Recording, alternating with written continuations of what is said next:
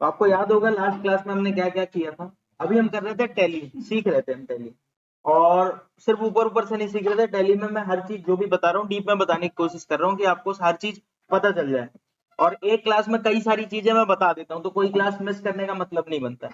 दूसरी बात, किसी रीजन से अगर आपकी कोई क्लास मिस होती है तो कोई इशू वाली बात नहीं है इतनी, आपको रिकॉर्डिंग देखनी पड़ेगी।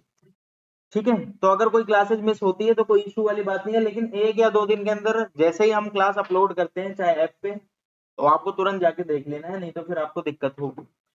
चलो, हम कर रहे थे टैली प्रैक्टिस विदाउट जीएसटी, जिसमें ये स्टेप 1 यानी कंपनी वगैरह बनाना, एड्रेस डालना, अब आपको एड्रेस वगैरह डालना अब आपको आ गया था। इसके अलावा फीचर इनेबल करना, यूनिट बनाना, होपफुली स्टॉक आइटम बनाना। अच्छा, स्टॉक आइटम या यूनिट बनाने के बाद उसको डिलीट करना, कौन से केसेस में वो डिलीट नहीं हो गए, कौन से केसेस में ऑल्टर नहीं होगा। होपफुली आपको ये सारी बातें समझा दिया था मैंने और आपको समझ आ गई होगी। ठीक है, इसके अलावा और क्या चीज था, ये लोकल परचेज, सेंट्रल परचेज बनाना। इसके बाद अगर कोई क्रेडिटर है तो उनकी डिटेल बनाना, यहां तक आपको सिखा दिया था। इसके अलावा आपको कुछ एंट्रीज भी करना सिखा दिया था। अभी तक हम विदाउट जीएसटी ही एंट्रीज कर रहे थे, बिना जीएसटी के काम करना सीख रहे हैं अभी तक। क्या ये काम आएगा जब हम जॉब करेंगे? बिल्कुल काम नहीं आने वाला। तो आप सिखाई क्यों रहे हो? क्योंकि विद जीएसटी जब सिखाऊंगा, और जब तक ये नहीं समझ आएगा जब तक विद जीएसटी आप नहीं कर पाओगे। दूसरी बात, टैली का नया वर्जन आया 5.0, तो उसमें कुछ कुछ चेंजेस हैं, तो वो आपको थोड़ा सा ध्यान रखना चाहिए। दूसरी बात, जब भी आप कंपनी में काम करोगे विद जीएसटी तो प्रॉपर तरीके से होना चाहिए काम, इसी वजह से थोड़ा सा ज्यादा फोकस होना चाहिए आपको समझने में। अच्छा, ये वाली एंट्री भी हमने कर दी थी, मैंने ये वाली भी एंट्री कर दी थी। मान लेते हैं मुझे ध्यान नहीं आ रहा यार मैंने कितनी एंट्री कर दी थी, कौन कौन सी एंट्री कर दी थी। क्या मैं एंट्री कहीं से चेक कर सकता हूँ कि मैंने कौन कौन सी एंट्री कर दी थी? क्या बताया था आपको, बताओ जरा। मैंने आपको बताया था आप सिंपल चले जाओ डे बुक में, और डे बुक में जाओगे तो ध्यान रखना, अगर आप ध्यान से देखोगे तो यहाँ पे सिर्फ 2 अप्रैल लिखा है, इसका मतलब सिर्फ और सिर्फ 2 अप्रैल की एंट्री यहाँ पे दिख रही है। बट मैं चाहता हूँ कि मेरे को तो सारी एंट्री दिख जाए जो भी मैंने अब तक की है। तो देखो, एक और चीज बताने जा रहा हूँ, पीरियड चेंज करना है या डेट चेंज करनी है, पहले तो ये बताओ। अगर एक डेट चेंज करनी है, जैसे मुझे 1 अप्रैल का देखना है, तो मैंने आपको बताया था F2 प्रेस करो, 1 अप्रैल पे चले जाओ। ठीक है, तो सिर्फ 1 अप्रैल की एंट्री दिखेगी। F2 प्रेस करोगे और F2 प्रेस करोगे और 2 अप्रैल डालोगे तो सिर्फ और सिर्फ कौन सी डेट की एंट्री दिखेगी? 2 अप्रैल की। अच्छा, आप देखोगे शॉर्टकट, जैसा कि मैंने बताया सारे शॉर्टकट कहीं ना कहीं लिखे होते हैं, तो F2 लिखा भी है डेट के साथ। लेकिन मुझे क्या करना है, एक डेट से, जैसे मान लेते हैं मैं कह रहा हूँ 1 अप्रैल से 1 मई तक जो एंट्री देखनी है वो सारी देखनी है मेरे को एक साथ, 1 अप्रैल से 1 मई तक की। तो क्या बताया था आपको? ऑल्ट F2, कंट्रोल नहीं, ऑल्ट F2 के साथ आपका पीरियड चेंज होता है। तो जैसे मैंने आपको बताया था, मैं अभी ऑल्ट F2 प्रेस कर रहा हूँ तो वो पूछेगा फ्रॉम टू, कौन सी डेट से कौन सी डेट तक की आपकी एंट्री देखनी है। तो अगर मैं कह रहा हूँ यहाँ पे 1 अप्रैल से, मैं कह रहा हूँ मुझे 31 मई तक देखनी है, तो मैं यहाँ पे लिख दूंगा नीचे 31 मई। तो 1 अप्रैल से 31 मई तक की सारी एंट्री दिख जाएगी। अच्छा, मैं ऐसे मई नहीं लिखना चाहता, मेरे को ऐसे अच्छा लगता है, 31-5 चलेगा, टैली समझ जाएगा। 31 स्पेस देके 5 भी चलेगा, चलेगा। 31 मई की जगह मैं ऐसे लिख दूं फुल फॉर्म, चलेगा। 24 लिख दूं, चलेगा, बिल्कुल चलेगा। बस इस फॉर्मेट में लिखो कि टैली को समझ आ जाए। तो 1 अप्रैल से 31 मई तक की जितनी भी एंट्रीज आपने की होगी वो सारी दिख जाएगी। जैसे ही मैंने ये किया तो ऊपर देखोगे पीरियड 1 अप्रैल से 31 मई तक 3 ही एंट्री हमने की है, वो तीनों की तीनों हमें यहाँ पे दिख रही है। समझ आ रहा है? अच्छा, मान लेते हैं मुझे कोई डेट नहीं पता, मैं ये चाहता हूँ पहली डेट से लेके, ये नई बात बता रहा हूँ ध्यान से सुनना, पहली डेट से लेके लास्ट जो भी एंट्री की है सारी दिखी, पर मेरे को डेट नहीं पता। अब आप बोलोगे बात समझ नहीं, क्या कहना चाह रहे हो? अभी मैंने आपको क्या बोला, अगर मुझे 1 अप्रैल की सारी एंट्री देखनी है तो F2 से डेट चेंज करूं और 1 अप्रैल डाल दूं, चलेगा। मुझे 1 मई की सारी एंट्री देखनी है तो F2 से 1 मई सिलेक्ट कर लूं। मैं कह रहा हूं मुझे 1 अप्रैल से 1 मई तक की सारी एंट्री देखनी है, तो क्या प्रेस करना होता है? Alt plus F2। तो मुझे क्या दिख जाएगा? 1 अप्रैल से लेके जो भी डेट डालूंगा, 1 मई अगर डाल रहा हूं तो 1 मई तक की सारी एंट्री दिख जाएगी, जो भी एंट्रीज आपने की होंगी डे बुक में दिख जाएंगी। अच्छा, एक बात बताओ, अभी मैंने आपको एक नई चीज बताई, मुझे यही नहीं पता कि मुझे कहां तक की डेट देखनी है, कहां तक की डेट देखनी है। मतलब मान लेते हैं मैंने एंट्रीज कर रखी है, अप्रैल में भी की है, मई में भी की है, जून में भी की है, मुझे नहीं पता कहां से कहां तक की है। मैं चाहता हूं कि 1 अप्रैल से लेके मैंने जहां तक एंट्रीज की हैं, जैसे मान लेते हैं अगर मैंने लास्ट एंट्रीज 1 जुलाई को की है तो 1 जुलाई तक अपने आप सारा दिख जाए। लेकिन मुझे पता नहीं है कि मैंने एंट्री 1 जुलाई तक की है, मैं चाहता हूं शुरू से लेके जिस डेट तक मैंने एंट्री की है वो डेट तक की सारी एंट्रीज दिख जाए। ऐसे केस में आपको क्या करना होता है, ये इंपॉर्टेंट चीज है, देखना। डे बुक में जाओ, ऑल्ट F2 प्रेस करो, स्पेस से ये फ्रॉम गायब कर दो, यानी पहली भी कोई डेट मत लिखो और 2 में भी कोई डेट मत लिखो, कोई डेट मत लिखो। अच्छा, जब आप दोनों में कोई डेट नहीं लिखते तो टैली क्या सिलेक्ट करता है, पहली डेट से लेके लास्ट डेट, जिस डेट तक आपने एंट्री की है वहां सिलेक्ट कर लेगा। जैसे ही मैं एंटर करूंगा तो क्योंकि हमारे केस में मैंने 1 अप्रैल की एंट्री की है और 2 अप्रैल की, बस, तो 1 अप्रैल से कहां तक सिलेक्ट कर लिया, 2 अप्रैल तक। मेरी लास्ट एंट्री अगर 1 जुलाई होती तो अपने आप ये कहां से कहां तक सिलेक्ट कर लेता, 1 अप्रैल से 1 जुलाई तक। समझ आ रहा है? तो एक बात, ये कुछ कुछ बातें मैं आपको बता रहा हूँ क्योंकि आगे चल के आपको रिपोर्टिंग करनी होगी, बहुत सारी चीजें करनी होंगी, डाटा निकालना होगा। आपसे ये बोलेगा 1 अप्रैल से 1 मई का डे बुक दे दो, तब तो दे दोगे। आपसे बोलेगा 1 अप्रैल से जिस डेट तक एंट्री हुई है वहां की दे दो, तो कैसे पता चलेगा, स्पेस ऊपर भी और स्पेस नीचे भी दोनों गायब हो जाएगा, तो पहली डेट से लेके लास्ट डेट तक की सारी एंट्री दिख जाएगी। समझ आ गया मैं क्या कहना चाह रहा हूँ? अच्छा, मान लेते हैं मैं फिर भी मेरे को समझ नहीं आ रहा, मैं बस ये जानना चाहता हूँ कि लास्ट डेट की मैंने कौन सी डेट को एंट्री की है, लास्ट एंट्री मैंने कौन सी डेट को की है। तो आप देखोगे यहाँ पे जब आपकी कंपनी का नाम लिखता है तो यहाँ पे डेट ऑफ लास्ट एंट्री दिख जाती है, तो यहाँ लिखा हुआ है 2 अप्रैल 2024, इसका मतलब आपने 2 अप्रैल 2024 की लास्ट एंट्री की। अब आप बोलोगे इतना मत पकाओ, आगे बढ़ो, ये सब हमें आ गया था समझ, कोई दिक्कत नहीं है, बहुत सिंपल सिंपल बातें हैं, आप बस बार बार बोल रहे हो इसको। चलो ठीक है, यहाँ तक क्लियर है। अब हम थोड़ा सा आगे बढ़ते हैं। एक बात मैं फिर से बोल रहा हूँ, ये जो जो चीजें बता रहा हूँ कोशिश करो दिमाग में बिठा के रखो। रीजन ये है कि टैली बहुत वास्ट है, ऐसा नहीं है कि 1 महीने 2 महीने में कंप्लीट कर लेना चाहिए, हम करेंगे कंप्लीट, 2 महीने के अंदर हम कंप्लीट कर देंगे, लेकिन टैली बहुत वास्ट है। तो आपको प्रैक्टिस, जो भी मैंने बोल दिया उस चीज की प्रैक्टिस होनी चाहिए, वो करके देखना, प्रैक्टिकली करके देखना, ताकि दिमाग में बैठा रहे।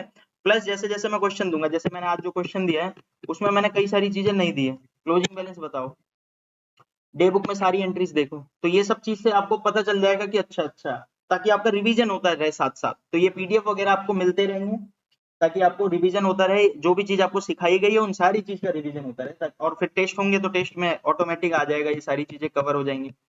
चलो, तो यहाँ तक की हमने एंट्री कर ली थी। अब मैं आ रहा हूँ यहाँ पे, मैंने मिस किरण से कुछ परचेज किया, 1 मई को परचेज किया है, बिल नंबर ये था और आइटम ये था जो मैंने परचेज किया है, मुझे इसे रिकॉर्ड करना है अपने बुक में। बताओ जरा रिकॉर्ड कैसे करते हैं। आप बोलोगे देखो अभी तक हमें क्या क्या समझ आ गया, आपने टैली में क्या क्या बता दिया, क्रिएट से कुछ भी नया बनाना है और ऑल्टर से जो भी मैंने बना रखा है उसको चेंज करना है। ये यूनिट, स्टॉक और लेजर की बात हो रही है, लेकिन अगर कंपनी में कुछ चेंज करना है तो कहां बताया था, वहां जाओ कंपनी में और यहाँ पे जाओ ऑल्टर कंपनी में। ध्यान रखना, कंपनी में कुछ चेंज करना है, कंपनी का एड्रेस चेंज करना है, इस सब के लिए कंपनी में जाना पड़ेगा। लेकिन आपने एक बार कंपनी बना दी है, अब इसके अंदर आपके यूनिट हैं, स्टॉक हैं, इन सब में कुछ भी चेंज करना है तो कहाँ जाना पड़ेगा, इस वाले ऑल्टर में। तो दोनों ऑल्टर में कंफ्यूज मत हो जाए, ठीक है। मैंने कंपनी बना, मतलब यूनिट बना लिए, स्टॉक आइटम बना लिए, ऑल्टर से ऑल्टर कर लिया। इसके अलावा अगर मैं जाऊं वाउचर पे तो यहाँ पे मुझे एंट्रीज करने को मिलता है, यानी मैं कोई नई एंट्री कर रहा हूँ, मैं खरीद रहा हूँ तो यहाँ पे बताऊंगा, मैं बेच रहा हूँ तो यहाँ पे बताऊंगा, और डे बुक से मैं वो एंट्रीज देख लेता हूँ कि कितनी एंट्रीज हुई। तो अभी मैं वाउचर पे जा रहा हूँ एक नई एंट्री बताने, लेकिन जैसा कि मैंने आपको बताया, आप टैली को कौन सी एंट्री बताने जा रहे हो वो आपको टैली को पहले बताना पड़ेगा। अगर आप परचेज कर रहे हो तो टैली को पहले बोलो परचेज कर रहा हूँ, अगर आप सेल कर रहे हो तो टैली को पहले बोलो सेल कर रहा हूँ। जैसे इस केस में अभी करेंटली मैं क्या करने जा रहा हूँ, परचेज, तो मुझे टैली को पहले बताना पड़ेगा कि मैं परचेज करने जा रहा हूँ। और आप इस साइड ढूंढो कि परचेज है कहाँ, परचेज ये रहा F9, तो मैंने परचेज पे क्लिक कर दिया। अब जैसे ही मैंने परचेज पे क्लिक किया, यहाँ परचेज आ गया है, इससे पता चल रहा है मैं परचेज करने जा रहा हूँ। अब एक बात ध्यान से, परचेज अगर आप करने जा रहे हो तो कौन सी डेट को करने जा रहे हो, 1 मई 2024, 1 मई 2024 को मैं परचेज करने जा रहा हूँ, तो ये रही मेरी टैली। अब मुझे यहाँ पे डेट डालनी है 1 मई 2024, लेकिन अगर आप ध्यान से देखोगे तो यहाँ पे क्या डेट डली हुई है, 2 अप्रैल, मुझे तो 1 मई डालनी है, कैसे चेंज करूँ, F2, मैंने F2 प्रेस किया, वो डेट पूछेगा, मुझे डालनी है 2 मई, 1 मई डालनी है, 1 मई कैसे डाल दूं भाई, मैं बहुत ज्यादा डिटेल में लिखना चाहूँ तो ऐसे भी लिख सकता हूँ 1/5/2024, टैली समझ जाएगा। मैं चाहूँ तो ऐसे भी लिख सकता हूँ 1 मई, क्योंकि 2024 ऑटोमेटिक ओपन है तो वो अपने आप 2024 ही ले लेगा। आप चाहो तो डिटेल में लिख सकते हो और एंटर करोगे 1 मई 2024 आ गया है। सप्लायर इनवॉइस नंबर, सप्लायर का बिल नंबर क्या होगा? तो सप्लायर का बिल नंबर है 112/KA/2024। एक बात ध्यान रखना, KA यहाँ पे कैपिटल लेटर में दिख रहा है, तो आपको यहाँ पे कैपिटल लेटर में ही लिखना पड़ेगा। ये छोटी छोटी गलतियां होती हैं जब आप जॉब करने जाते हो तो वहां करते हो, KA स्मॉल में नहीं लिखोगे, इनवॉइस नंबर जैसा लिखा हुआ है एज इट इज आपको लिखना होता है, ध्यान रखना। तो 112 है तो 112/KA है तो कैपिटल लेटर में ही यूज करना है, /2024। तो जैसा लिखा हुआ है वैसे हमें एग्जैक्ट लिखना है। डेट ऑटोमेटिक आ गई है 1 मई 2024। आपके मन में एक बात आ सकती है कि यहाँ पे दो डेट क्यों पूछ रहा है, एक ऊपर और एक यहाँ पे, इसके बारे में आगे चल के डिस्कस करेंगे, अभी नहीं बता रहा आपको, ठीक है। अब आगे बढ़ जाते हैं, पार्टी अकाउंट नेम, कि भाई किससे खरीद रहे हो, किससे खरीद रहे हो, चेक करते हैं। भाई मैं किससे खरीद रहा हूँ यहाँ पे, मिस किरण से, लेकिन मिस किरण की डिटेल मेरे पास नहीं है। क्या ऐसा हो सकता है, मतलब कंपनी हमेशा पहले ही आपको बता दे किससे खरीदूंगा? नहीं हो सकता है कंपनी दो लोगों से खरीदती हो, आपको दो लोगों के बारे में बता दी, फिर अचानक से किसी नए सप्लायर ने सस्ता माल दे दिया तो उससे ले लेंगे हम। तो हमने अभी करंटली मिस किरण से खरीद लिया है जिसकी डिटेल हमें पहले से नहीं थी। अब क्या करें, क्या अभी यहाँ पे क्रिएट कर लें? लास्ट क्लास में आपको बताया था अगर कोई लेजर कोई पार्टी नहीं बनी तो यहाँ बना लो, कोई बड़ी बात थोड़ी ना है। कहाँ पे सिंपल यहाँ क्रिएट पे क्लिक करो बन जाएगी। लेकिन यार मेरे को क्रिएट पे नहीं क्लिक करना है, मुझे शॉर्टकट यूज करना है। मैं चाहता हूँ एक शॉर्टकट यूज करना है कि कोई भी पार्टी यहीं पे बन जाए। तो सिंपल सा होता है ऑल्ट सी। अब आप बोलोगे यार एक नया शॉर्टकट बता दिया, लिख देता हूं मैं वैसे तो, ऑल्ट सी, ऑल्ट सी, ये याद रख लो, अभी याद हो जाना चाहिए क्योंकि ये इतनी बार यूज होने वाला है, इतनी बार यूज होने वाला है, आप हमेशा बार बार तो कोई नए लेजर बनाने पड़ेंगे। तो आपको क्या करना है, सिंपल क्या करना है, ऑल्ट सी, या फिर आप चाहो तो क्रिएट पे क्लिक करके भी बना सकते हो।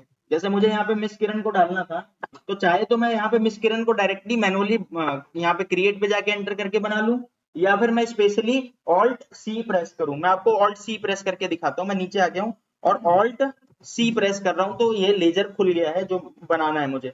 मिस किरण की बात हो रही है तो मिस किरण, मिस किरण है कौन बताओ?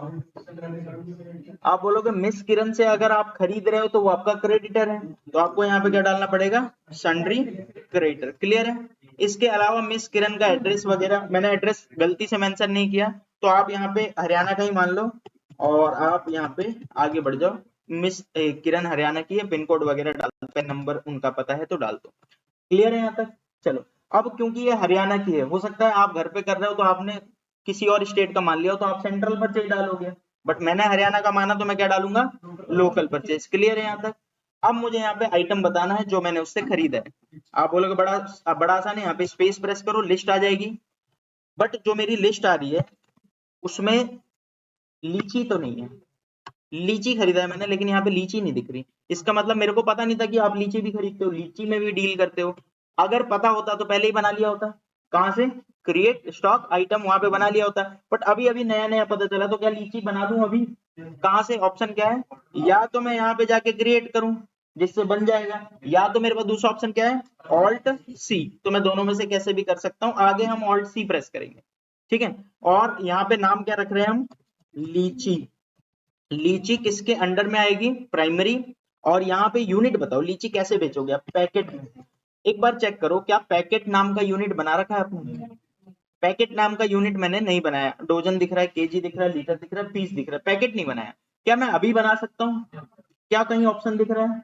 आप बोलोगे ये रहा ना क्रिएट का ऑप्शन, या तो यहाँ क्रिएट पे क्लिक कर दो या फिर क्या प्रेस कर सकते हो, ऑल्ट सी। अच्छा अब आप देखोगे मैंने 3 बार ऑल्ट सी प्रेस किया, टोटल 3 बार ऑल्ट सी अभी आपके सामने प्रेस किया। एक बार प्रेस किया तो लेजर खुल गया, एक बार प्रेस किया तो स्टॉक आइटम खुल गया, और अभी प्रेस करूंगा तो यूनिट बन जाएगी।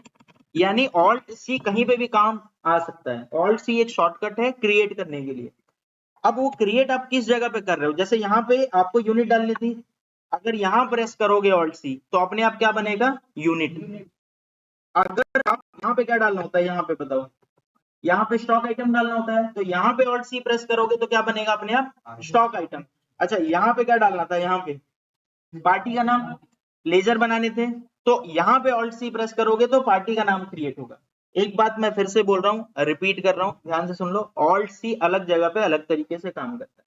ऑल्ट सी का काम है क्रिएट करना, जब आप ऑल्ट प्लस सी प्रेस करते हो तो कोई नया लेजर बन सकता है, कोई नया स्टॉक आइटम बन सकता है और कोई नया यूनिट भी बन सकता है। डिपेंड करेगा कि आप किस जगह पे क्लिक कर रहे हो, किस जगह पे प्रेस कर रहे हो ऑल्ट सी। जैसे मैं यहाँ प्रेस किया तो लेजर बन रहा था। अच्छा यहाँ पे क्या डालना होता है, इस जगह पे आप बोलोगे यहाँ पे तो स्टॉक आइटम डालना होता है, तो अगर मैं यहाँ ऑल्ट सी प्रेस करता हूँ तो स्टॉक आइटम बनेगा। जैसे मुझे बनाना था लीची, तो मैं बना रहा हूँ लीची, ठीक है। अब यहाँ क्या डालना होता है, यूनिट। तो अगर मैं यहाँ पे ऑल्ट सी प्रेस करूंगा तो ऑटोमेटिक क्या बनने के लिए तैयार हो जाएगा, यूनिट। तो ये बात समझ जाना, ऑल्ट सी कई जगह पे अलग अलग तरीके से काम करता है। क्लियर हो रहा है ना ये पॉइंट मैं क्या कर रहा हूँ। ऑल्ट सी प्रेस कर रहा हूँ, सिंबल पूछ रहा है पैकेट का, तो PKT, और फॉर्मल नेम क्या लिख रहा हूँ, पैकेट, और नंबर ऑफ डेसिमल प्लेसेस पूछ रहा है। अब बात ये आती है कि पैकेट आप क्या डेसिमल में बेचोगे। अगर आप डेसिमल में बेचोगे तो जितने डेसिमल तक ले जाओगे उतना डिजिट डाल देना यहाँ पे। अदरवाइज अगर मैं कह रहा हूँ पैकेट में डेसिमल में नहीं बेचूंगा, या तो एक पैकेट बेचूंगा या तो दो, डेसिमल में नहीं बेचूंगा। कोई 1.5 पैकेट मांगेगा तो नहीं देने वाला, तो यहाँ पे क्या रखना है हमें, 0। क्लियर है, ये सारे पॉइंट तो क्लियर है ना आपके। तो अभी यहाँ पे आगे बढ़ जाता हूँ मैं, एंटर एंटर, तो लीची बन गया। अब लीची बनाते हुए मेरे से पूछ रहा है क्वांटिटी, कि भाई लीची की कितनी क्वांटिटी खरीद रहे हो आप। तो 400 पैकेट 500 रुपए के हिसाब से, तो मैं डाल देता हूँ 400 पैकेट 500 रुपए के हिसाब से। एंटर कर रहा हूँ, 2 लाख एंटर कर रहा हूँ। और देखो एक बार ध्यान से देखो, मैंने आपको लास्ट क्लास में बताया था, टोटल के ऊपर येलो वाली लाइन है, इसका मतलब और कोई स्टॉक आइटम आपने खरीदा तो यही डाल दो। आपने गलती से एक बार और एंटर कर दिया और लाइन क्या हो गई, टोटल के नीचे आ गई, तो अब आप स्टॉक आइटम नहीं डाल पाओगे। ठीक है, अब यहाँ पे आप स्टॉक आइटम, जैसे मैं कह रहा हूँ कि मान लेते हैं मैंने इसके साथ बनाना भी खरीदा होता तो बनाना ही नहीं, ऑप्शन ही नहीं आएगा कहीं बनाने का। रीजन क्या है, स्टॉक आइटम की जगह खत्म हो गई है। स्टॉक आइटम की जगह कब रहती है, जब टोटल है, टोटल से ऊपर येलो वाली लाइन है, टोटल से ऊपर येलो वाली लाइन है, तो आप स्टॉक आइटम डाल सकते हो। उसके बाद आप स्टॉक आइटम नहीं डाल सकते। एक बार और एंटर प्रेस किया, नहीं डाल पाओगे। अब आगे बढ़ो, end of the list, enter enter, एक बार और एंटर करूंगा तो मेरा सेव हो गया, यानी मैंने टोटल 4 एंट्री कर दी है। क्या यहाँ तक बात समझ आ रही है। आप बोलोगे तो बड़ा आसान सा काम था, कोई बड़ी बात नहीं है, इतना तो हमें पहले से ही आता था, ये कल ही आपको बता देना चाहिए था, पर लेट हो रहा था तो मैंने बताया नहीं। अब आगे बढ़ते हैं। अब मेरे ख्याल से बिना जीएसटी के परचेज की एंट्री आ गई, आपको कर लोगे, ठीक है। अब बिना जीएसटी के सेल की एंट्री भी करते हैं। अब आप बोलोगे कि जैसे परचेज के लिए हमने टोटल ना 6 स्टेप किए थे। सबसे पहला स्टेप क्या किया था, कंपनी बनाई थी। आप बोलोगे भाई कंपनी क्रिएट करना तो कोई स्टेप थोड़ी ना है, वो तो बनानी ही पड़ेगी। दूसरा मैंने फीचर इनेबल किया था, इनेबल फीचर, तो ये दोनों काम तो हमें करने ही पड़ते थे, तब हमारी कंपनी रेडी हो गई। तब हमारी क्या हुई थी, कंपनी रेडी। इसके अलावा आपने हमसे 4 काम और कराए थे, जैसे यूनिट बनवाया था, फिर आपने हमसे स्टॉक आइटम बनवाया था,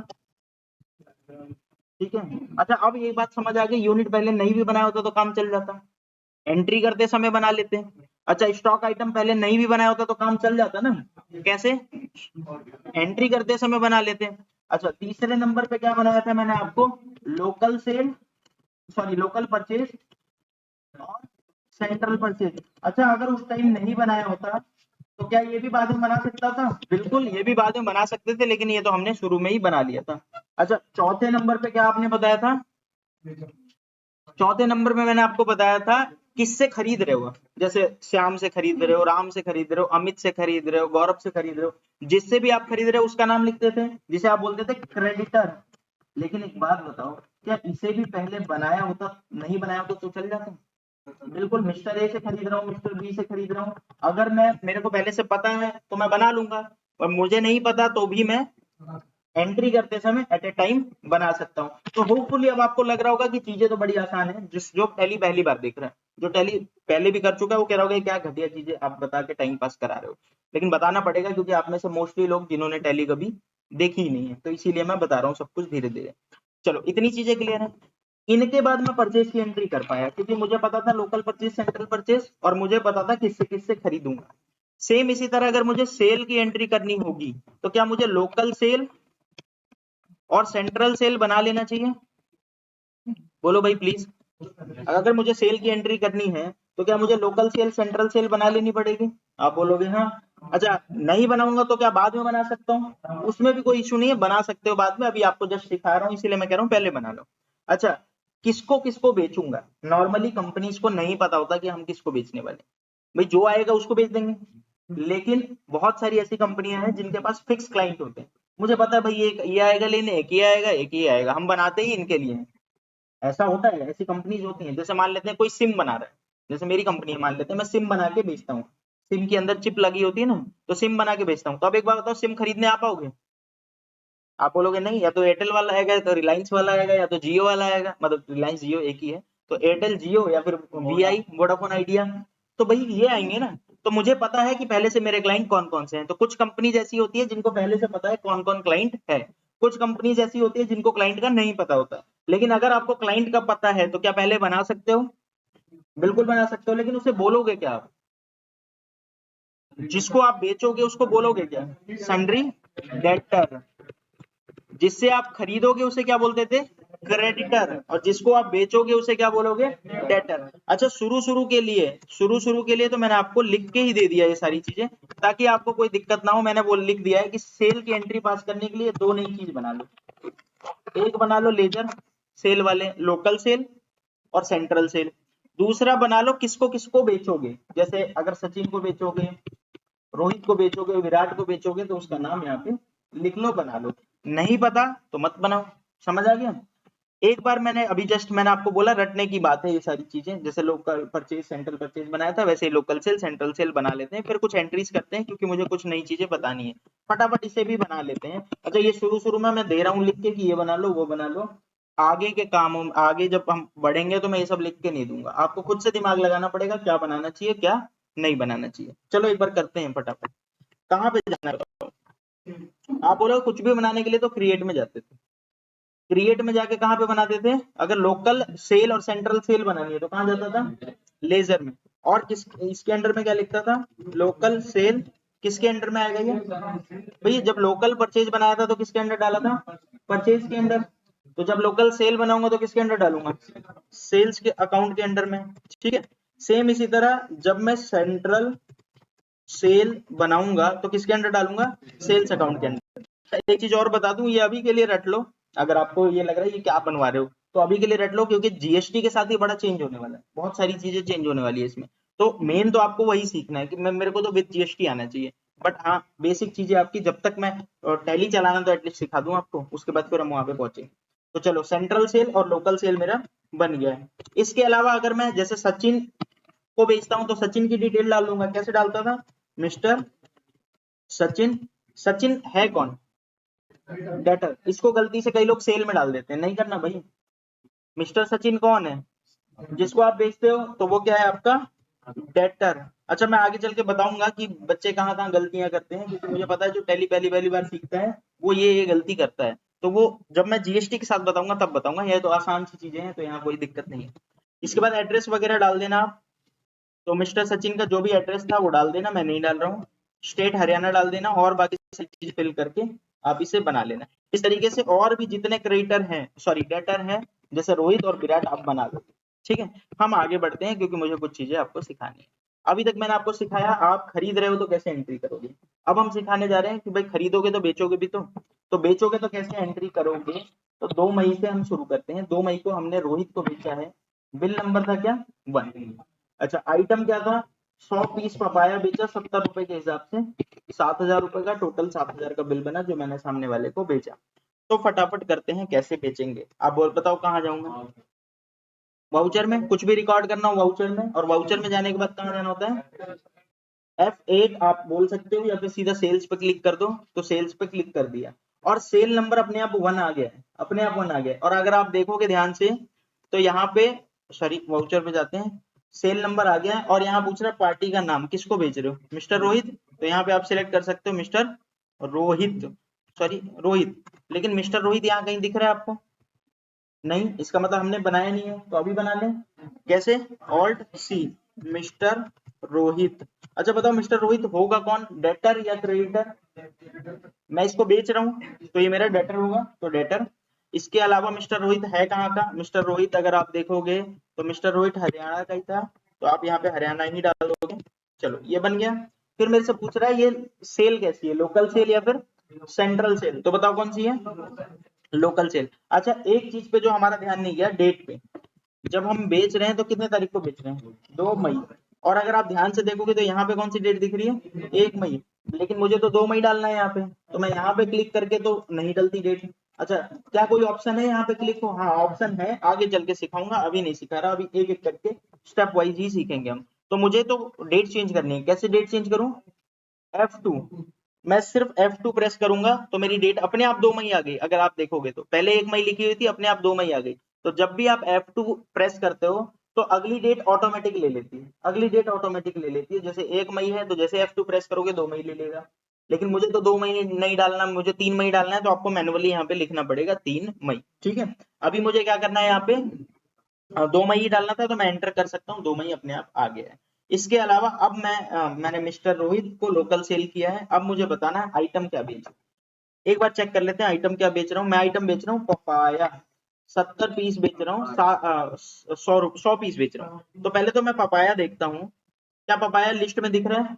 हाँ, और एक चीज और, पपाया यहाँ लिखा कितना है चेक करके बताओ, 350 पीस। ये क्या लिख रहा है? ये आपकी क्वांटिटी लिख रहा है कि करंटली आपके पास कितनी क्वांटिटी पड़ी हुई है। तो अगर मेरे पास 350 पीस पड़ा हुआ है तो मैं कितने पीस बेच सकता हूँ? 350 पीस बेच सकता हूँ। अगर यहाँ पे तो मैंने 100 पीस बेचा, कोई इशू नहीं है, मेरे पास 350 पीस पड़े हैं, मैं 100 बेच सकता हूँ। लेकिन अगर मान लेते हैं मैं पपाया को 400 पीस यहाँ डालूं, देखो मैं आपके सामने 400 पीस डाल रहा हूँ, मेरे पास है कितने? 350 पीस, लेकिन मैं यहाँ डाल रहा हूँ 400 पीस। देखना ध्यान से, जैसे एंटर कर रहा हूँ एक वार्निंग दे रहा है मेरे को, पढ़ लो एक बार वार्निंग। वार्निंग में लिखा है नेगेटिव स्टॉक 50 पीस, यानी आपका 50 पीस नेगेटिव चला जाएगा। यानी आपके पास है 350 और आप बेचने कितना जा रहे हो? 400। तो भाई अगर कंटिन्यू करना है तो आप एक बार एंटर कर दो, कंटिन्यू हो जाएगा, कोई दिक्कत नहीं है। लेकिन आपके पास जब आप स्टॉक देखोगे तो आपके पास माइनस का 50 पीस दिखाएगा, जो कि गलत है।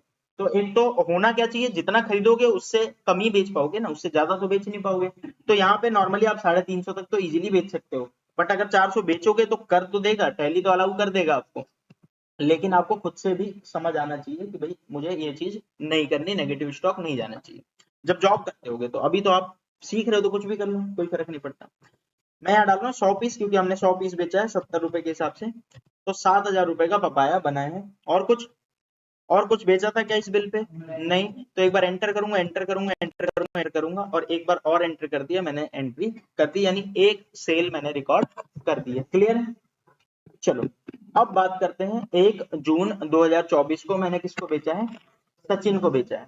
और इनवॉइस नंबर में लिखना भूल गया, तो ये इनवॉइस नंबर है 2, इसके आगे भी लिखना, बस दूसरा ही सेल मैंने दिखा रखा है। तो चलो दूसरी सेल करनी है, बताओ। वैसे तो मैं बैक जा रहा हूँ, बाकी बैक जाने की जरूरत नहीं, वहीं पे एंट्री कर सकते हो। मैं सीधा कहाँ जा रहा हूँ? वाउचर में। और वाउचर में सबसे पहले मुझे क्या सिलेक्ट करना है, किसको बेच रहा हूँ? सचिन को। तो ढूंढ लेता हूँ सचिन है क्या, है सचिन, सचिन सिलेक्ट कर लिया। सेल लेजर कौन सा होगा? सचिन हरियाणा का था तो कौन सी सेल हो गई? Local cell. और आइटम बताओ, लेकिन एक बार और ध्यान देना, डेट ठीक है क्या? 2 मई को ही बेच रहा हूँ, चेक करो आप कितने तारीख को बेच रहे हो, 1 जून को बेच रहा हूँ, तो यहाँ पे भी 1 जून होना चाहिए। अब 1 जून होने के लिए फिर से आपको क्या प्रेस करना होगा? F2, और मैनुअली डालना पड़ेगा 1 जून, 1 जून 2024 की आप सेल करने जा रहे हो। क्या बेचा है? 150 लीटर जूस। तो सबसे पहले तो आप यहाँ पे जूस सिलेक्ट करो, और जूस सिलेक्ट करने से पहले देख लेना क्या 150 लीटर अवेलेबल है। बिल्कुल अवेलेबल है, 600 लीटर है, तो मैं यहाँ पे 150 लीटर डाल दूंगा। कितने रुपए के हिसाब से? 300 रुपए के हिसाब से। चलो इसके अलावा ध्यान रखना, टोटल के ऊपर येलो वाली लाइन है, मतलब और कोई स्टॉक बेचा है तो यहीं पे डालना है आपको, एक बार और एंटर करके नहीं डालना, पहले ही डालना है। चलो अब बताओ कितने? 40 डजन बनाना बेचे हैं, तो बनाना सिलेक्ट कर लो आप, बनाना। और आप देखोगे बनाना जैसे ही मैंने डाला है तो 100 डजन आ गया है, इसका मतलब 40 तो इजीली बेच सकता हूँ, कोई इशू नहीं है। तो मैंने 40 डजन बनाना 120 रुपए के हिसाब से बेच दिया, ठीक है। और इसके अलावा लास्ट कौन सा है? 10 पपाया बेचा है आपने 75 रुपए के हिसाब से, तो आप सिलेक्ट करो पपाया, 250 बचे हैं तो 10 तो आप बेच सकते हो, कोई इशू नहीं है। 10 पपाया मैंने सिलेक्ट कर लिया 70 के हिसाब से। देखो 70 अपने आप क्यों आ गया, बल्कि मैंने तो कितने में बेचा है? 75 में, लेकिन यहाँ रेट अपने आप 70 क्यों ले लिया? क्योंकि पिछली बार आपने कब खरीदा, कितने में खरीदा होगा? 70 में खरीदा होगा, तो इस बार इसीलिए ऑटोमेटिक, सॉरी बेचा होगा, तो इसीलिए इस बार ऑटोमेटिक 70 रेट ले रहा है। बट अगर आप कह रहे हो नहीं नहीं मैंने तो 75 में बेचा है, तो आप मैनुअली रेट चेंज कर सकते हो, 75 डाल दो। अब आपने यहाँ पे सेल की एंट्री कर ली है, एंटर करते हैं, एंटर करते हैं, और ये एंट्री हो गई। अब आप बोलिए तो बड़ा आसान सा था ये, इसमें क्या ही बता रहे हो आप, ये घटिया चीजें बता रहे हो। आगे बढ़ो कुछ। तो चलो, होपफुली अब आपको अगर कोई सेल की एंट्री दे, परचेज की एंट्री दे विदाउट जीएसटी तो आप कर लोगे। ठीक है, कुछ चीजें इसमें और बतानी बाकी हैं जो हम अगली क्लास में करेंगे। अभी मैं और चीजें बताऊंगा, अभी आज की क्लास में भी कई चीजें होनी है, तो मैं अगली क्लास में थोड़ा सा बता देता हूँ, क्योंकि आपके मन में एक एक बात आ रही होगी कि ये तो आप वो बता रहे हो जिस कंपनी का एक ही गोडाउन है, आप हमें क्या सिखा रहे हो? कंपनी का एक ही गोडाउन है, खरीद रहा है तो वही सामान रख रहा है, बेच रहा है तो वही सामान रख रहा है, लेकिन क्या ऐसा रियल में होता है? आप बोलोगे बिल्कुल हो सकता है, कई कंपनी के एक ही गोडाउन होते हैं, एक ही जगह से काम कर रहे हैं, बट कई कंपनी ऐसी होती है जिनके 3-3 गोडाउन है। होता है कि नहीं होता है? जैसे मान लेते हैं कि मेरा ही मान लेते हैं बिजनेस है, और मैंने यहाँ पे भी खोल रखा, फरीदाबाद में भी और यहाँ पे सराय में भी, और इसके अलावा मान लेते हैं आईपी के अंदर में भी, तो 3 गोडाउन है, तीनों में मेरा माल आता है। जब मान लेते हैं मैं 1000 किलो एप्पल खरीदता हूँ, तो उनमें से 300 किलो एक जगह रख दिया, 300 किलो एक जगह रख दिया, 400 किलो एक जगह रख दिया, क्या ऐसा करता हूँ? और फिर जब कोई खरीदने आता है तो जो जिस गोडाउन पे आएगा उस गोडाउन से बेच देता हूँ, या फिर जिस गोडाउन का नजदीक है वहां से बेच देता हूँ, या फिर उस गोडाउन में खत्म हो गया तो इस गोडाउन से बेच देता हूँ। मतलब गोडाउन भी इन्वॉल्व होता है कई में, लेकिन आपने तो नहीं बताया। आपने तो सिंपल बोला खरीदो, एंट्री करो, बेचो, एंट्री करो। तो अगला टॉपिक जो हमारा होगा वो गोडाउन से रिलेटेड ही होगा, क्योंकि कई बार क्या होता है ना, आपने सुना होगा, जैसे मान लेते हैं आप किसी भी मान लेते हैं विजय सेल्स में गए, आप बोले मेरे को ये टीवी चाहिए, तो वो कहते हैं यार यहाँ नहीं है, हमारे दूसरे गोडाउन में पड़ा है, आप ऑर्डर कर दो, हम आपको भिजवा देंगे। तो वो कैसे चेक कर लेते हैं? टैली से ही चेक कर लेते हैं कौन से गोडाउन में कितना माल पड़ा है, वो सब उनको पता चल जाता है। तो ये सारी चीजें हम अगली क्लास से सीखना शुरू करेंगे, तो गोडाउन वगैरह सब सीखेंगे अगली क्लास में। तो पहले तो यहाँ देखो, यहाँ तक समझ आ रहा है सब कुछ। अब यहाँ पे आ जाते हैं, मैं कुछ चीजें आपसे पूछ रहा हूँ, ये 4 चीजें हैं, चारों चीजें अच्छे से समझ लो। So closing stock, closing balance of stock, मैं कह रहा हूँ कि आपके पास कितना माल पड़ा है मुझे दिखा दो, मुझे दिखा दो। चलो अब इधर आ जाओ, ये है आपके पास टैली, आपके पास कितना माल पड़ा हुआ है आप दिखा सकते हो? आप बोलोगे 1 मिनट हिसाब लगा देता हूँ ना, ये रहा, मैंने इतना खरीदा था फिर इतना बेचा, अरे भाई यहाँ हिसाब लगा लोगे। जैसे जूस आप कह रहे हो 400 लीटर खरीदा था, कुछ लीटर बेच दिया तो इतना बचा होगा। भाई ये हिसाब आप तब लगा पा रहे हो जब कुछ ट्रांजेक्शन है, ऐसी 100 बार खरीदा होता, 100 बार बेचा होता तो बड़ा मुश्किल होता है। तो आप कैसे निकालोगे? टैली से। आप टैली से निकालो कि आपके पास कितना स्टॉक पड़ा हुआ है, बताओ कैसे देखोगे? आपको ये पूरी लिस्ट दिख रही होगी टैली में। तो कई सारी चीजें हैं टैली में, जिसमें अब तक मैंने आपको 4 चीज सिखा दी है। क्रिएट, ऑल्टर, अच्छा इसके अंदर के बहुत सारी चीजें नहीं भी सिखाई हैं, अब हल्का बहुत पता चल गया क्रिएट से क्या होता है, ऑल्टर से क्या होता है, वाउचर से क्या होता है, डे बुक से क्या होता है। लेकिन इसके अलावा और भी तो नीचे कई सारी चीजें लिखी हुई हैं, आप एक बार देखो इनमें से कुछ है आपको ऐसा लगता हुआ जिससे स्टॉक पता चल सके। आप बोलोगे स्टॉक समरी, यानी स्टॉक समरी से मुझे स्टॉक के बारे में आइडिया लग जाएगा कि मेरे पास कितना माल पड़ा हुआ है। तो आपको सिंपल जाना है स्टॉक समरी पे, लेकिन मान लेते हैं मैं कीबोर्ड से वहां नीचे तक नहीं जाना चाहता, मैं कोई शॉर्टकट यूज करना चाहता हूँ, तो क्या बताया था, एस प्रेस कर लो तो स्टॉक समरी अपने आप ओपन हो जाएगी। बाकी आप यहाँ पे जाके एंटर कर सकते हो, कोई इशू नहीं है। ठीक है, तो जैसे ही मैंने एंटर किया स्टॉक समरी ओपन हो गई है। अच्छा किस डेट से किस डेट तक? 1 अप्रैल से 1 जून तक। अच्छा क्यों अपने आप 1 अप्रैल से 1 जून आ रहा है, ये देखो ना, ये डेट अपने आप 1 अप्रैल से 1 जून, क्योंकि जो आपने पहली एंट्री की 1 अप्रैल को और जो आपने आखिरी एंट्री की वो 1 जून को, तो 1 अप्रैल से 1 जून तक की ये स्टॉक बता रहा है। जैसे एप्पल अगर आप देखोगे तो आपके पास 300 केजी बचे हुए हैं, 120 रुपए के हिसाब से बचे हुए हैं, तो 36,000 रुपए का आपकी वैल्यू है। सेम इसी तरह बनाना, सेम इसी तरह जूस, लीची, ऑरेंज, पपाया, ये सारी चीजें आपके पास कितनी कितनी बची हुई हैं आप आराम से जाके स्टॉक समरी में जाके देख सकते हैं। ठीक है, लेकिन अब आपके मन में एक आ सकता है गोडाउन वाइज देखना हो तो अभी तो मैंने आपको गोडाउन सिखाया नहीं। गोडाउन वाइज देखना हो तो मैं आपको जब गोडाउन सिखाऊंगा तब उसके साथ ही सिखाऊंगा कि कौन से गोडाउन में कितना माल पड़ा हुआ है, कैसे देखते हैं वो। अभी आप बेसिक स्टॉक समरी निकालना देख लो। क्या होपफुली आपको ये समझ आ गया कैसे देखते हो आप क्लोजिंग स्टॉक? बोलो भाई, ठीक है, क्लियर? चलो अब कुछ बातें और मैं कह रहा हूँ, सारी एंट्री देख के बताओ डे बुक। आप बोलोगे ये क्या घटिया चीज पूछ रही है, देखो सीधा जाओ कहाँ पे, डे बुक में ये एंट्री दिख गई, सारी एंट्री नहीं दिख रही, एक ही एंट्री दिख रही है। क्यों एक ही एंट्री दिख रही है?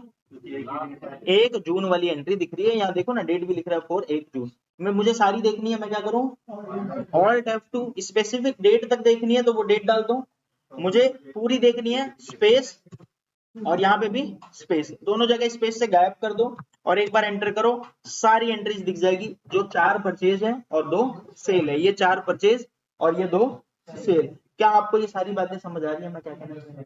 अच्छा, इनमें से कुछ चीजें क्रेडिट में दिख रहा है, कुछ चीजें डेबिट में दिख रहा है, और जैसा कि मैंने आपको बताया कि भाई आप कॉमर्स वाले हो तब तो ये आपको आइडिया होगा, आपको नॉन कॉमर्स वाले भी हो तो भी अभी इग्नोर करो ये सारी चीजें, मैं जैसे जैसे सिखाते जाऊंगा आप ये समझ लो आपको जीरो से लेके लास्ट तक सब आ जाएगा। अभी मैंने बिना डेबिट क्रेडिट सिखाए सीधा टैली स्टार्ट कर दी, मैंने बोला जितनी चीजें आपको बिना डेबिट क्रेडिट बिना जर्नल एंट्री के आ जाए पहले वो करेंगे।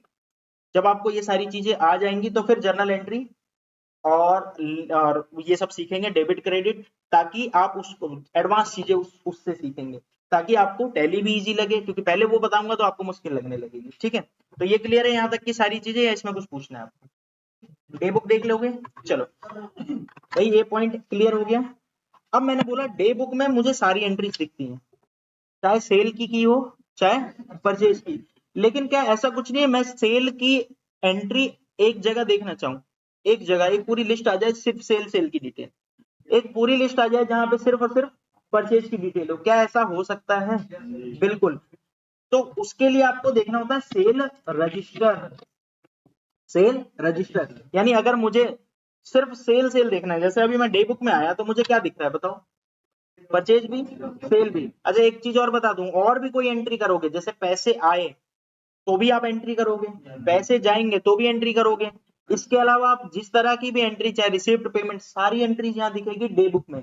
लेकिन मैं कह रहा हूँ नहीं नहीं, मुझे तो सिर्फ और सिर्फ सेल देखना है या फिर सिर्फ और सिर्फ परचेज देखना है, तो क्या डे बुक में देखना चाहिए या कहीं और जाके देखना चाहिए?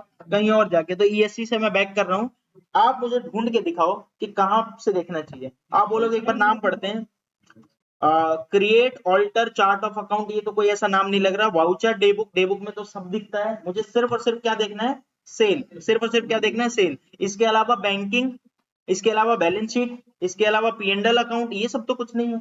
स्टॉक समरी से स्टॉक दिखेगा, रेशियो एनालिसिस नहीं, यानी कि जितनी रिपोर्ट यहाँ दिख गई ठीक है, नहीं तो नीचे एक ऑप्शन दिख रहा है डिस्प्ले मोर रिपोर्ट, तो क्या मुझे डिस्प्ले मोर रिपोर्ट पे जाना पड़ेगा और रिपोर्ट देखने के लिए? हाँ, इस पे एंटर करो। इस पे एंटर करने के बाद अब यहाँ पे फिर से कई सारी चीजें लिखी हुई हैं, जैसे trial balance, day book, cash flow, fund flow, account book. यार समझ नहीं आ रहा कहाँ देखूं, तो आप जाओ अकाउंट बुक में। ये सारी चीजें होती है, मैं शॉर्टकट भी लिख देता हूँ, D for display more report, A for account book. Account book के अंदर में जब आप जाओगे तब आपको फिर से बहुत सारी चीज दिखेगी, लेकिन इसमें एक दिखेगा सेल रजिस्टर। अब आप बोलोगे सब पढ़ना सिखाओगे? हाँ सब कुछ सिखाएंगे, लेकिन अभी आप बेसिक बेसिक तो सीखो। क्या दिख रहा है आपको? Sales register. यानी अगर मैं कहता हूं कि मुझे ना सिर्फ सेल वाली लिस्ट दे दो, तो आप डे बुक में नहीं जाओगे, आप कहां जाओगे?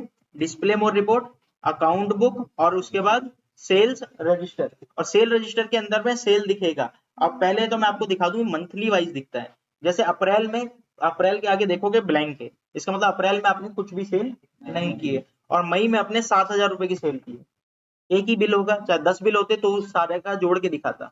और जून में आपने कितना सेल किया है? 50,550 रुपए। अच्छा क्या मैं मई वाली डिटेल में देख सकता हूँ? एंटर करो, तो अब आपको यहाँ पे मई का एक बिल दिख रहा है, 2 मई को हमने खरीदा था। अच्छा 4 बिल होते तो क्या चारों दिखते हैं यहाँ पे मई में? और इसी तरह जून वाला देखना चाहूँ तो जून वाला देख सकता हूँ। मैं कह रहा हूँ मेरे को सारा एक साथ दिखना चाहिए, तो यहाँ पे ऑल्ट F2 प्रेस करो और पीरियड चेंज कर दो। मुझे 1 अप्रैल से लेके 31 मार्च तक की सारी एंट्री देखनी है, तो आप डेट डाल दो, एंटर कर दो, शुरू से लेके लास्ट तक की सारी एंट्रीज आ जाएगी। तो आपने तो 2 ही बार सेल की है, तो दोनों आ गई है, एक बार 2 मई को और एक बार 1 जून को। क्या आपको सेल रजिस्टर देखना है? सेम इसी तरह मैं आपको ये भी दिखा देता हूँ कि परचेज रजिस्टर कैसे देखते हैं। अब ये सब का क्या काम आएगा भाई? आगे काम आएगा, अभी का कोई काम नहीं आ रहा, अभी कोई काम नहीं आ रहा, अभी तो जस्ट मैं आपको कुछ कुछ चीजें हर क्लास में नई नई सिखाने की कोशिश कर रहा हूँ, बस और कुछ भी नहीं। तो हमें परचेज रजिस्टर देखना हो तो कैसे देखेंगे बताओ? डिस्प्ले मोर रिपोर्ट, अकाउंट बुक, और उसके अंदर में परचेज रजिस्टर। परचेज रजिस्टर में जाओगे तो देखो अप्रैल में आपने 1,78,900 की परचेज की है, और मई में आपने 2 लाख की परचेज की है। इसके अलावा आपने जून, जुलाई, अगस्त, सितंबर, अक्टूबर अभी कोई परचेज नहीं की है। अगर मैं यहाँ पे दिखाऊं अप्रैल में ओपन करके तो 3 बिल थे अप्रैल के, और अगर मैं मई में जाऊं तो 1 बिल था मई का। मैं कह रहा हूं मेरे को एक साथ सारी एंट्रीज देखनी है, तो क्या करूं? ऑल्ट F2 से पीरियड चेंज कर दो, 1 अप्रैल से 31 मार्च। आप चाहो तो ऊपर भी ब्लैंक और नीचे भी ब्लैंक रख सकते हो, तो पहली एंट्री से लेके लास्ट एंट्री तक सारी आ जाएगी। 4 परचेज थी तो चारों आ गई। तो अब समझ आ गया होगा आपको बहुत सारी चीजें जो मैंने आपको शायद समझाने की कोशिश की है। कल की जो हम क्लास रखते हैं, मैं आज कुछ नया नहीं बताता हूँ, क्योंकि अब अगला चीज जो मुझे बताना है वो गोडाउन ही बताना है। क्लास में हम गोडाउन स्टार्ट करेंगे, जिसमें मैं आपको गोडाउन समझाऊंगा, कैसे गोडाउन बनाते हैं, कैसे गोडाउन से ट्रांसफर करते हैं।